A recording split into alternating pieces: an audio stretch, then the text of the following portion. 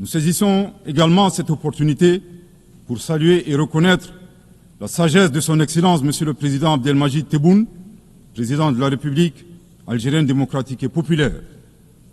Le 29 août 2024, lors d'une tournée dans le sud algérien, vous déclariez que la Libye, le Niger et le Mali sont des nations fraternelles que vous soutiendriez et non desserviriez.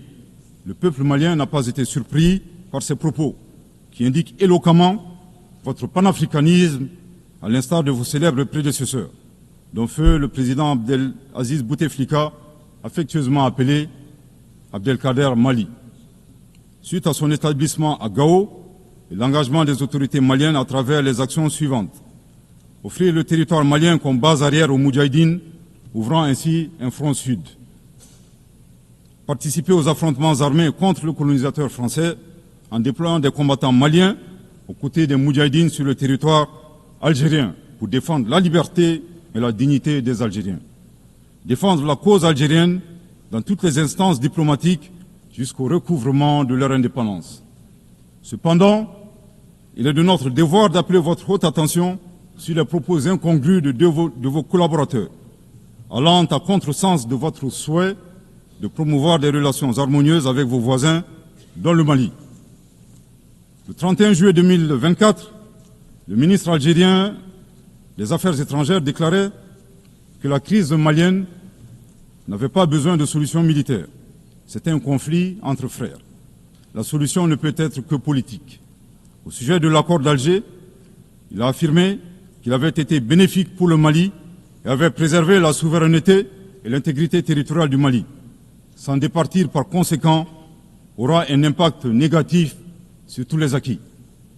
En outre, le 26 août 2024, votre représentant permanent auprès des Nations Unies a déclaré, je cite, « Ce matin, j'ai appris par les médias qu'un drone a effectué une frappe dans le nord du Mali, tuant une vingtaine de civils.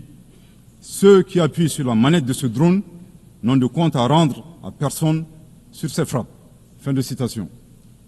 De l'analyse des propos du premier, nous constatons une grave ingérence dans les affaires intérieures du Mali. En effet, la nature de la solution déployée par les autorités maliennes ne concerne que les Maliens.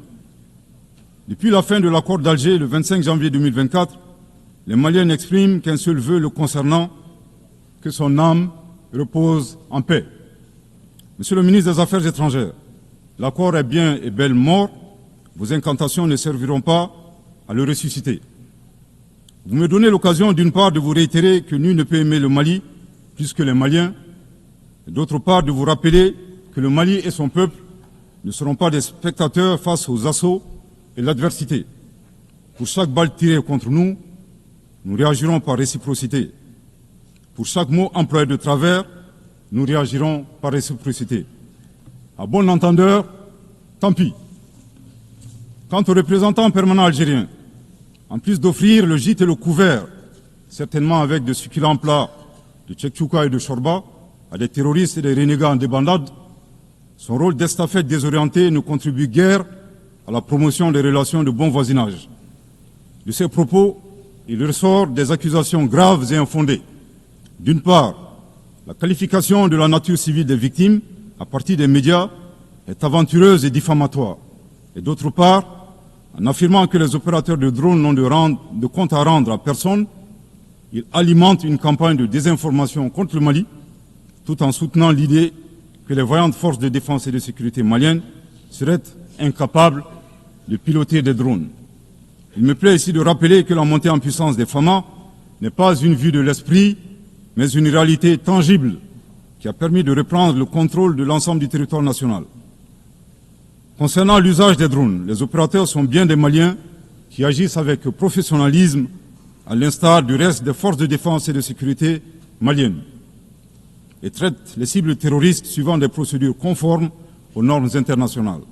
À titre de rappel, il y a quelques années, les acteurs de l'instrumentalisation des droits de l'homme, déterminés à ternir la performance antiterroriste de l'armée nationale algérienne, ont mis en exergue la question subversive du qui tue qui. Aujourd'hui, nous sommes troublés que le représentant permanent algérien ait rejoint la tendance manipulatrice des droits de l'homme pour s'attaquer à l'armée malienne. Le Mali exige de ces deux énergumènes diplomatiques qui cessent d'entrer dans l'histoire à reculons. Manifestement, ils ignorent tout à la fois de l'histoire entre les peuples frères du Mali et de l'Algérie et la contribution exceptionnelle du Mali à la guerre de libération algérienne, et certainement de la géographie, car ils considèrent à tort le Mali comme une wilaya, c'est-à-dire une province algérienne.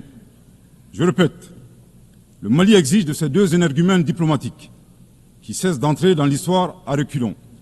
Manifestement, ils ignorent tout à la fois de l'histoire entre les peuples frères du Mali et de l'Algérie et la contribution exceptionnelle du Mali à la guerre de libération algérienne et certainement de la géographie, car ils considèrent à tort le Mali comme une wilaya, c'est-à-dire une province algérienne.